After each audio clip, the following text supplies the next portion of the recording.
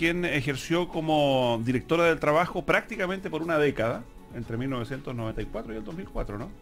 Algo más de 10 años. Algo más de 10 años. María Esther Férez, muchísimas gracias por acompañarnos aquí en Cooperativa. Buenas tardes. Buenas tardes, Mauricio y Paula, y mil gracias por invitarme. Sí, actualmente por además... conocer esta nueva casa y por tratar un tema que ya lo puedo explicar desde mi punto de vista bastante kafkiano, sí, como hemos enfocado el debate. Actualmente ¿ya? Académica de la Facultad de Economía de la Universidad Central y directora de Maestría Internacional de Políticas del Trabajo y Relaciones Laborales que imparte en conjunto con la Universidad de Bolonia. Sí. Muy al tanto de todo lo que está pasando. María Esther Férez, lo primero, ¿por qué dice que estamos enfrentando de manera kafkiana la reforma laboral? Mira, porque aquí hay una discusión en que cada actor utiliza un lenguaje distinto. Entonces, cuando las personas hablan en idiomas distintos, es súper difícil comunicarse, ¿ya? ¿Cómo entender si no? Que una reforma que yo califico como proempresarial sea tan criticada y defendida, y o sea, atacada por el mundo empresario, y a la vez tenga tantas críticas desde los sectores o diversos sectores laborales. Perdón, pero ¿por qué califican en términos globales, ¿no?, esta reforma laboral como una reforma pro empresarios cuando son algunos dirigentes empresariales los que más la han criticado? Bueno, yo creo que aquí hay una experiencia histórica de cómo enfrentar negociaciones. Uno no podría entender como una reforma que finalmente se está concentrando en un punto como es el reemplazo interno de trabajadores, que incluso con la actual legislación ya estarías garantizado de acuerdo a los pronunciamientos de la Corte Suprema, y que realmente la reacción empresarial sea destemplada, casi histérica. Uno dice, hay algo aquí, se está defendiendo... y aquí vuelvo a los lenguajes, ¿cierto?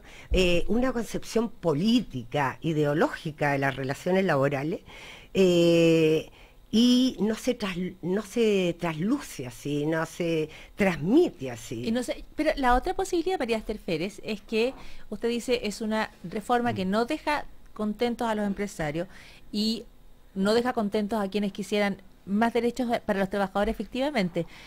Volvemos entonces al problema de las reformas que no dejan contentos a nadie. Y ahí muy luego se pasa al siguiente paso, que es decir, la reforma está mal hecha. ¿Es esa su mirada? No, no es un tema de que la reforma esté mal hecha.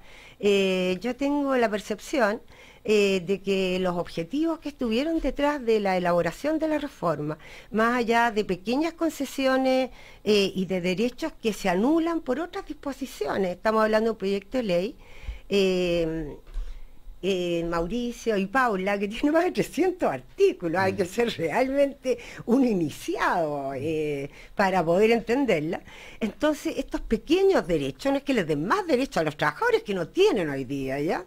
Y estos pequeños derechos que se le dan, se le tratan de anular por otras vías. Usted ha dicho, perdón, entre otras cosas, ¿no?, que esta reforma, tal como se está discutiendo, es proempresarial y además permite un sindicalismo acotado, porque excluye la negociación por ramas. Así es. Y voy a explicar, si me dan un segundito, claro. La gracia está en la radio y no en la tele, si está un poquito más de tiempo, ¿ya? Lógicamente, esta es una reforma proempresarial, porque mantiene los pilares del plan laboral de José Piñera, ¿no? Mantiene la negociación colectiva de la empresa, sigue concibiendo el conflicto entre capital y trabajo, entre trabajadores y empleadores, como un conflicto entre privados, sigue proyectando al sindicalismo como un actor corporativo y no un actor social, sociopolítico, y además da una serie de beneficios y de posibilidades al mundo empresarial que José Piñera, con todo lo genial que haya sido hace 35 años atrás, no podía imaginarse los cambios que iba a vivir el mundo de hoy, ¿no? Y la rapidez y de estos cambios y la profundidad. Desde ese punto de vista, por ejemplo, no solo mantiene reforzada, más que hoy, la negociación colectiva de la empresa, sino que con esta negociación tan discriminatoria, ya voy a explicar por qué, el tema de las pymes y todo lo demás ya, y la cantidad de trabajadores que no acceden a este derecho, se la pretende entregar un poder discrecional para dejar sin efecto normas legales irrenunciables que se han aprobado incluso en los últimos 10 años en el Parlamento. Uno se pregunta cómo los parlamentarios pueden estar de acuerdo, después de haber discutido tanto, una reducción de la jornada semanal de 48 a 45 horas y permitir por los famosos pactos de flexibilidad que hoy día estas normas queden en nada. O, por ejemplo, el 2001, haber discutido, pero latamente, a mí me tocó en ese momento, por ser parte del gobierno, lo que eran las horas extraordinarias y ponerle coto a las horas extraordinarias. Y hoy día se establecen bancos de horas extraordinarias que pueden llegar a ser hasta anuales. Además, por ejemplo, a pesar de los pronunciamientos tanto de los dictámenes de la Dirección de Trabajo como de tribunales, indubitables, que consideran, por ejemplo, que el cambiarse ropa de trabajo en faenas que son contaminantes es parte de la jornada. Hoy día puede negociarse y se estiman que son tiempos muertos y se excluyen de la jornada y lo más que se permite es negociarla entre las partes, pero además entre partes que no son equilibradas. ¿Te fijáis? Porque le están poniendo por una parte sindicatos de empresas, el único requisito es que tengan un 30% de representación y no nos estamos metiendo en el núcleo de este tema, de que tampoco lo que vamos a entender por empresa, porque si es solo una persona jurídica, si es una unidad de negocio, si es una corporación que tiene proyectos de negocio más complejos, etcétera. María Terfere, usted entrega 4 ejemplos allí relacionados con las horas muertas, las horas extraordinarias, la jornada de trabajo. Sobre los pactos de flexibilidad. Los pactos de flexibilidad, sí. Que serían, imaginemos que esas son concesiones, ¿no? En términos... Grande, pues, claro. Sí. Imaginemos que son concesiones que favorecen a los empresarios, sí, tal como usted lo ha descrito, que habrían sido entregadas a favor de ganar ¿qué? ¿Qué es lo que gana? En la reforma sí se gana algo. ¿Qué ganan los trabajadores, me estás diciendo tú? Sí. Mira, objetivamente hay 2 grandes temas, ¿ya? Uno es la titularidad sindical, pero la titularidad sindical tiene diversas dimensiones, pues, si la analizamos en toda su extensión y en toda su complejidad.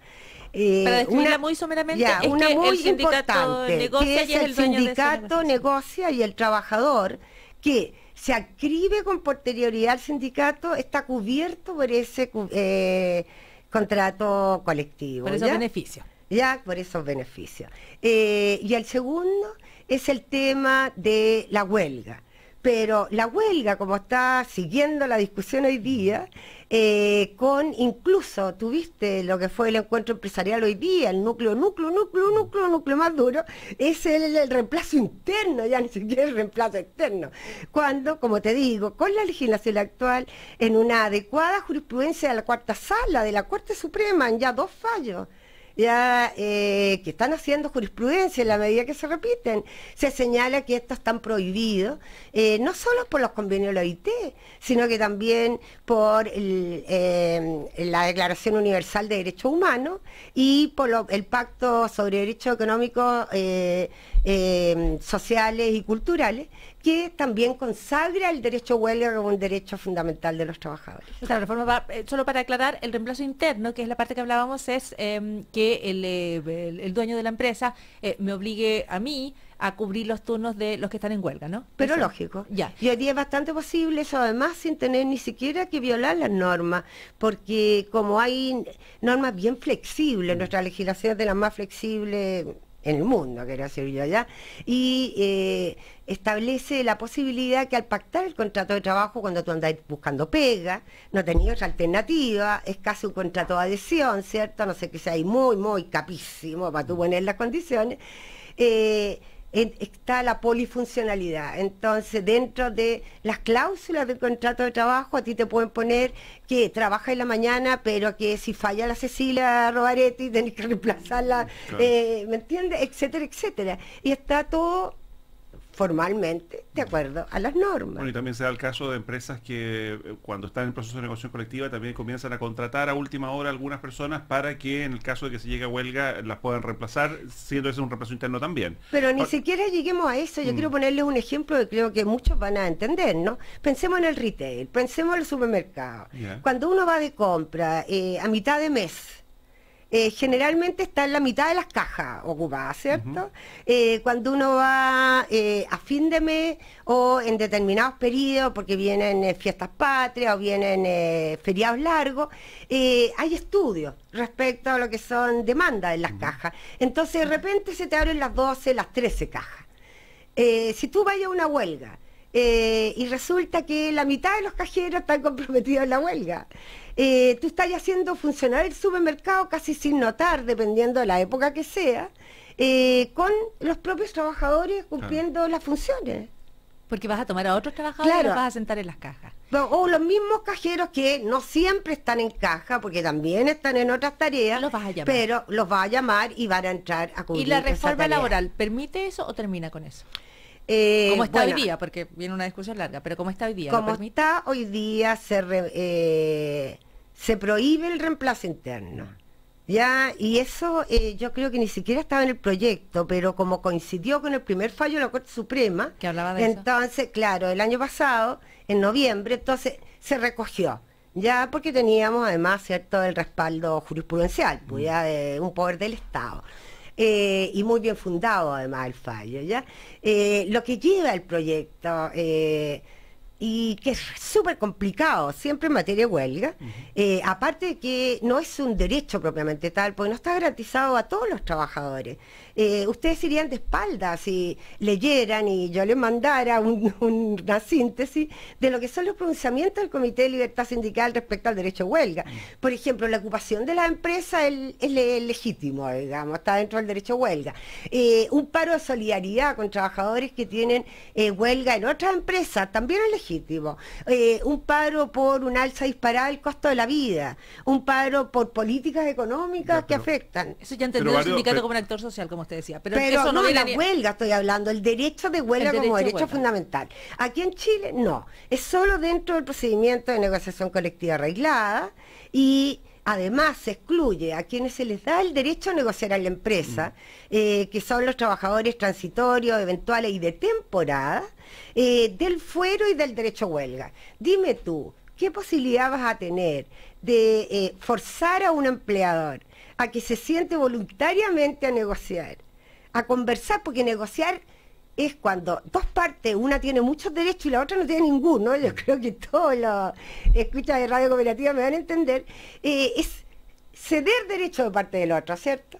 Y por eso cuando tú hablas de equilibrio de fuerzas, que tú señalas, la historia además nos demuestra, tú necesitas partes que o te ofrezcan algo interesante, por lo cual yo cedo derechos, o me esfuercen un poquito, aunque yo después entienda que ese forzamiento fue incluso positivo para los resultados económicos de la empresa. Ahora, María Esther Férez, usted que fue, como decíamos, directora del trabajo por más de 10 años y que ha calificado en esta conversación esta reforma que se está discutiendo en el Congreso de kafkiana, proempresarial, que permite el sindicalismo acotado, ¿le encuentra algo bueno a este proyecto? Claro. ¿Hay algo positivo? ¿Hay algo que usted rescate? Sí.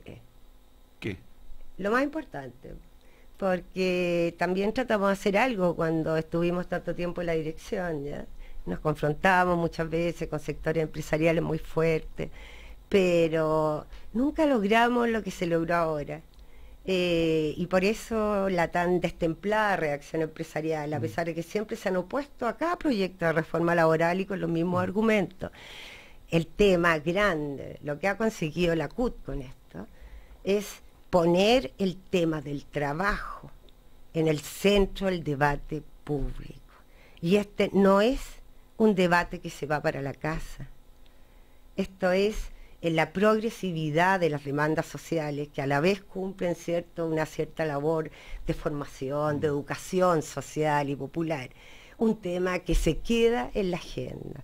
¿Cómo se articula las relaciones de trabajo de una forma tal que efectivamente apoye el crecimiento? Estamos todos por el crecimiento, pero a la vez permita que donde se genera la riqueza haya una distribución más equitativa de esa mayor productividad. Antes se llamaba plusvalía, pero hoy día es medio pecado decir el nombre. Está bien.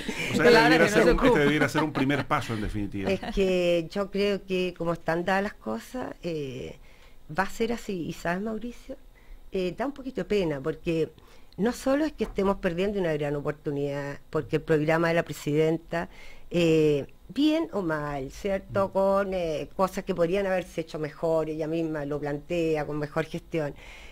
Como que todas las medidas apuntan a conseguir más igualdad.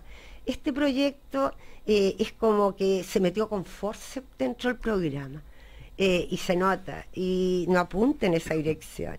Entonces, ¿qué es lo que vamos a tener?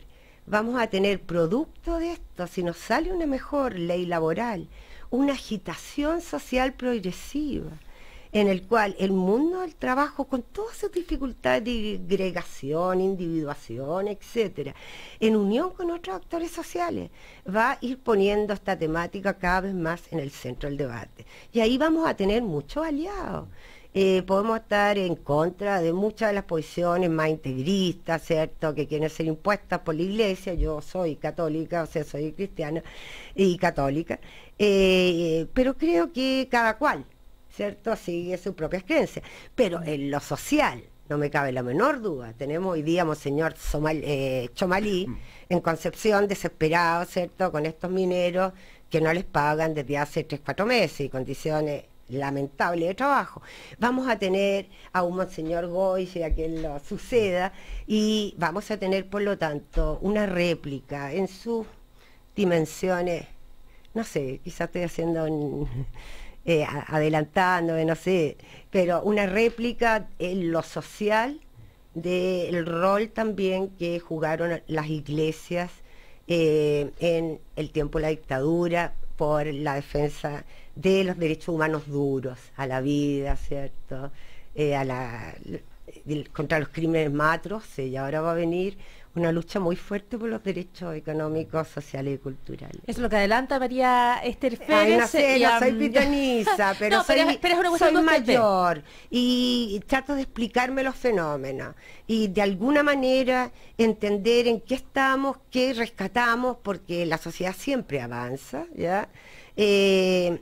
No siempre es claro hacia dónde vamos. Acabo de escuchar a Andrés salir aquí con usted, que yo soy una de sus fans, sí, Andrés Kalavsky, con el tema del orden y de los desórdenes y de los desequilibrios. Yo decía, ¿cómo justo esto? ¡Qué genial! Para lo que estamos viviendo en este momento, ya de alguna manera. Es un buen punto, el desorden, surgía alguna creatividad hacia él. María Esther Férez, le agradecemos mucho que haya hablado hoy en Cooperativa. Yo creo que quedan planteamientos muy interesantes respecto a la reforma laboral y, como usted dice, a la idea de instalar el trabajo en el centro del debate público. Muchísimas gracias. Gracias a ustedes.